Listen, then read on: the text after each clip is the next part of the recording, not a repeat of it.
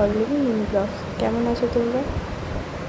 জানি খুব ভালো আছো। আর পুজো কেমন কাটছে অবশ্যই কমেন্ট করে জানাবে। কিন্তু আমি এখন ঠিক আছি যদিও, কিন্তু সোনারই শরীরটা খুব খারাপ। আগের দিন থেকে জ্বর এসে গেছে। তো বললাম ওই জন্য মাসির বাড়ি গেছিলাম, সেটার কোনো রকম ভিডিও করতে পারিনি।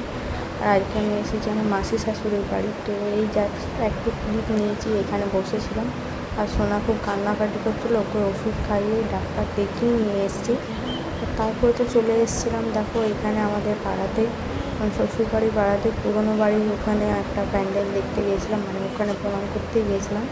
তো তোমার দাদাভাইকে আমিই বললাম জোর করে কি চলো নিয়ে চলুন, তাছাড়া তো দেখা হবে না, প্রণাম করতে গিয়েছিলাম এই কারণে। তো তারপরে শুভ বিজয়া দশমী সকলকে জানাচ্ছি। তো সকালবেলাতে ভিডিওটা স্টার্ট করলাম।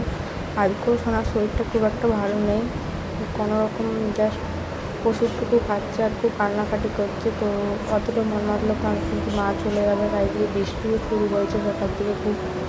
তো আমি গরম করবো যেহেতু সকাল সকাল স্নান করে নিচ্ছি, এদিকে আলতা পরে নিচ্ছি, কারণ পুজোর 4 দিনে আলতা পরেছি মোটামুটি। তো ভালো লাগে করতে। এদিকে আলতা পরে আমি রেডি হয়ে তারপর যাবো মাকে বরণ করতে। এদিকে এখনও পুষ্পাঞ্জলি বা এই কোনো পুজো স্টার্ট হয়নি এখানে, এদিকে একটু লেট করে শুরু হয়। আর দেখো আমি এই যে হোয়াইট কালার শাড়িটা পরে আর এই যে রেডি হয়ে গেছে। এদিকে বরং সব কিছু জিনিস নিয়ে নিয়েছি পুজোর। তো এখন বেরিয়ে পড়েছে। এদিকে দেখতে পাচ্ছ আকাশের অবস্থা একদমই খুবই খারাপ, আর বৃষ্টিও পড়ছে। তো আমি এই মধ্যে 2-3বার এসেছিলাম, তো সেগুলো ক্লিপ নিয়ে নিয়ে এই যে দেখতে পাচ্ছ ভিউ। আমি পুষ্পাঞ্জলি দিতে এসেছি, এখন পুষ্পাঞ্জলি দিই না, যেহেতু তোমার দাদাভাই বাড়িতে ছিল আর মামনিও রান্না করছিলো, তাই জন্য ওরা তো আসতে পারেনি, তাই জন্য আমাকে নিজেই ভিডিও করতে হয়েছিলো, কারণ ভিডিও করে দিয়ে কেউ ছিল না। তোমার দাদাভাই ওখানে ছিল সোনার কাছে।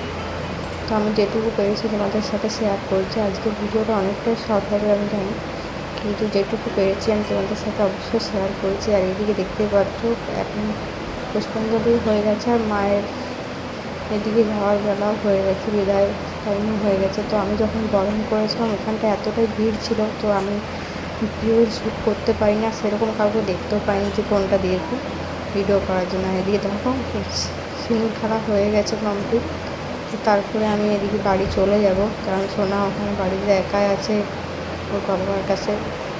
ওখানে আমি 2-3বার দেখেও এসেছি। এদিকে দেখো বাড়িতে এসে একটা ভিডিও করছিলাম।